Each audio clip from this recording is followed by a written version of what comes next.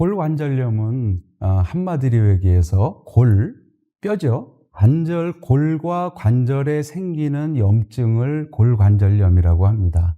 다시 말해서 뼈하고 관절을 이루는 활막, 연골, 기타 인대들 이런 곳에 염증이 생기는 것을 골관절염이라고 하고요. 옛날에는 이걸 전부 퇴행성 관절염이라고 했습니다. 나이 들어서 어쩔 수 없이 생기는 거다. 근데 오랜 연구를 거쳐서 이것은 나이가 관계는 있지만 나이 들었다고 반드시 생기는 것은 아니다. 퇴행성 변화가 일어나는 연골하고 골관절염에서 일어나는 연골하고는 완전히 다르다 하는 것이 많이 밝혀졌습니다. 퇴행성 변화에 의해 생기는 연골은 위축이 됩니다. 보통 연세 들어서 피부나 이런 것들이 보통 위축이 되듯이 연골이 위축이 됩니다. 볼륨이 작아진다는 얘기죠. 콜라겐 구성 성분은 그렇지만 변하지 않습니다. 그래서 탄력성은 계속 유지하고 있고 세포가 많이 죽어 나가고 있어서 역시 연골이 마모되기는 쉽지요. 하지만 골관절염에 의해서 염증에 의해서 생기는 연골의 변화하고는 다릅니다. 오히려 골관절염이 생기면 연골의 부피는 오히려 늘어나게 됩니다. 그리고 콜라겐은 잘라지게 되죠. 그래서 탄력성이 없어지고 쉽게 부서지게 됩니다. 전혀 노화에 일어나는 변화하고 골관절염, 염증에 일어나는 변화는 다릅니다. 그 얘기는 중요한 의미를 갖는 게 나이가 들어서는 것은 어쩔 수가 없습니다. 인간의 힘으로 막을 수가 없습니다. 하지만 골관절염, 즉 염증에 의해서 생기는 질환은 우리가 막을 수 있습니다. 뼈와 관절에 염증이 생기는 이유는 무엇인가요? 기본적으로 연세가 들어가면서 우리 몸에는 염증성 기질이 많이 늘어나게 됩니다. 또 하나는 대사성 질환, 동맥경화라든지 당뇨라든지 이런 대사성 질환이 있을 때 신체적으로, 전신적으로 염증이 많이 늘어나게 됩니다.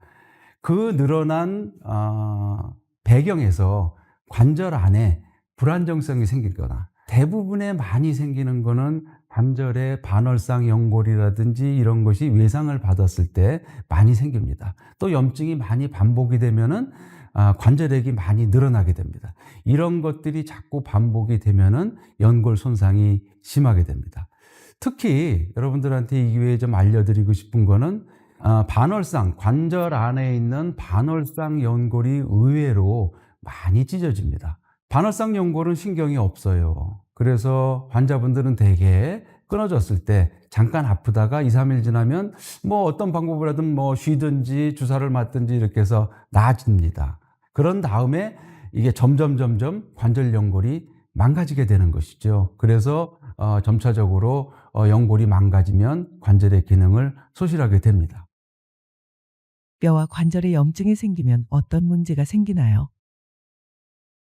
골관절염이 계속 염증이 생기게 되면 몸에서는 골관절염 염증에 대한 반응을 합니다. 그것이 첫 번째로 생기는 게 물을 많이 만들어내는 겁니다. 활막은 중요한 게 연골을 보호하는 역할, 연골에다가 영양분을 주는 역할을 하지만 염증이 생기면 물을 과다하게 분비를 합니다. 다시 말해서 자기 방어 기전입니다. 감기 걸리면 콧물이 나와서 몸에 있는 세균을 빨리 내려보내려고 노력을 하듯이 마찬가지로 관절에서도 염증이 있으면 그것을 식히려고 희석시키려고 물을 많이 분비하게 됩니다. 어쨌든 그 물 안에는 염증 세포라든지 인자들인지 이런 게 많이 있어서 직접적으로 관절 안에 있는 모든 조직을 공격합니다.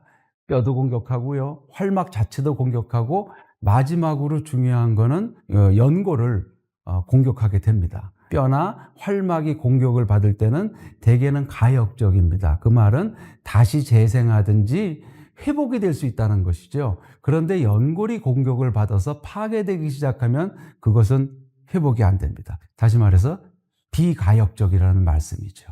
그래서 이런 것들이 계속 되풀이 되면은 연골은 점점 마모가 심하게 되고, 연골은 또 표층에 굉장히 그 매끄러운 면을 갖고 있기 때문에 그 표면이 일단 손상을 받게 되면 금방 마찰 개수가 올라가게 됩니다. 다시 말해서 빨리 닳는다는 것이죠.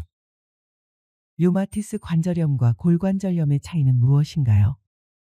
류마티스 관절염은 자가 면역 질환입니다. 즉 다시 말해서 내 몸에 있는 세포나 조직을 내 것이라고 판단을 못하고 남의 것이라고 판단을 합니다. 그래서 면역 세포가 내 몸의 세포나 조직을 공격을 하게 돼서 염증이 생기는 것이 류마티스 관절염. 골관절염은 그런 자가 면역 질환이 아니고 말씀드린 것처럼 아주 낮은 기반의 염증이 관절에 무슨 이상이 생겼을 때 이래 생기는 겁니다. 당연히 류마티스 관절염은 전신에 걸쳐서 증상을 나타내는 경우가 많습니다. 주로 그리고 전신에서 관절 중에서도 큰 관절보다는 손가락 마디나 이런 작은 관절에 생기는 경우가 많고요. 류마티스 관절염은 콩팥이나 심장에도 생기게 됩니다. 이런 전신적 증상을 다 동반하는 것이기 때문에 훨씬 증상이 또 염증이 골관절염에 비해서 매우 심합니다. 골관절염은 무릎에만 생기나요? 골관절염은 기본적으로 무릎 관절에 가장 많이 생깁니다. 왜 그러냐면 체중을 가장 많이 부하하는 관절이기 때문에 가장 많이 생기는 게 70%는 무릎에 생기고요. 그 다음 많이 생기는 게 손가락 관절에 많이 생기고 한 30%, 한 10% 정도에는 고관절, 엉덩이 관절이죠. 거기 생기게 됩니다. 무릎 관절은 체중도 많이 부어야 되지만 많이 움직여야 돼요. 흔들리는 관절입니다. 그래서 무릎 관절에 매우 많이 생기게 됩니다. 아까 말씀드린 퍼센티지를 합해보면 100이 넘습니다. 왜 그러냐면 무릎 관절에 생기는 관절염의 30%는 손가락에도 같이 생깁니다. 그래서 100%가 넘는 거고요. 말씀드린 대로 무릎 관절이 골관절염에 가장 취약한 그런 관절입니다. 골관절염의 초기 증상은 무엇인가요? 골관절염의 초기 증상은 거의 예외 없이 통증으로 나타납니다.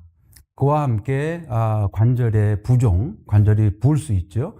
조직이 부을 수도 있고 관절 내에 물이 들어가서 부을 수도 있고 이런 증상들이 초기에 나타나게 됩니다. 대개 그런 초기 증상에서는 뼈의 손상이나 또는 연골 손상이 없습니다. 그래서 그런 염증이나 부은 것이나 이런 것을 가라앉혀 주게 되면 얼마든지 다시 원래의 상태로 되돌릴 수가 있습니다.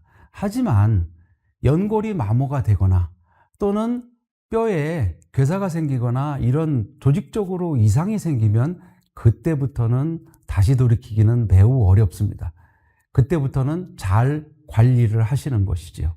그러기 위해서 초기에 통증이 있거나 물이 생기면 바로 진찰을 받고 염증이 얼마나 심한가 이런 것을 진단을 하시는 것이 매우 중요합니다. 초기 증상을 알아차리지 못하기도 하나요? 주로 우리가 통증을 느끼는 거는 제일 심한 게 활막의 신경을 자극하기 때문에 통증을 많이 느끼게 되고요. 그 다음에는 뼈에 있는 신경을 자극하기 때문에 통증을 느끼게 됩니다. 하지만 골관절염이 마지막 타겟인 제일 부서지면 기능의 손실이 심한 연골은 통증이 없습니다. 다시 말해서 제가 이런 비유를 많이 하는데 신발의 밑창과 같습니다. 고무실 밑창을 닳는 것을 아시는 분이 있나요? 매우 민감한 분은 아실 수도 있지만 대부분은 알 수가 없습니다. 다 닳고 발바닥이 지면에 닿게 되면 그제서야 신발 다 닳았네 하는 것을 느끼듯이 마찬가지로 골관절염의 가장 마지막 단계인 연골이 다 마모가 돼갖고 뼈가 드러나게 되고 그 뼈가 위에 또 드러난 뼈하고 서로 이렇게 마주치게 되면 매우 아프게 됩니다. 그제서야 비로소 병원에 오시게 되는 경우가 상당히 많고요. 많은 분들이 비슷하게 이렇게 얘기하십니다. 제가 몇 달만 해도 참 잘 걸어 다니고 별 문제가 없었는데 갑자기 뭐가 무릎에서 뚝 하더니 갑자기 뭐가 어떻게 되더니 그다음부터는 많이 아픕니다.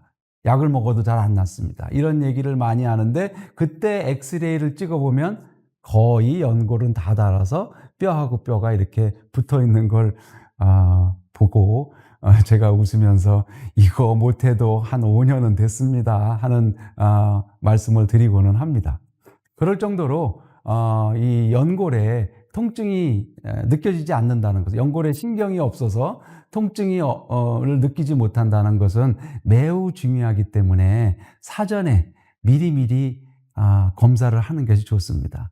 저는 건강검진에 꼭 무릎 관절의 MRI를 포함시켜야 된다고 생각합니다. 60세 이상이 되시면은요, 한 5년에 한 번은 무조건 증상이 없어도 MRI를 찍는 것을 적극 권하고 있습니다. 골관절염은 어떤 검사를 받나요? KL 등급.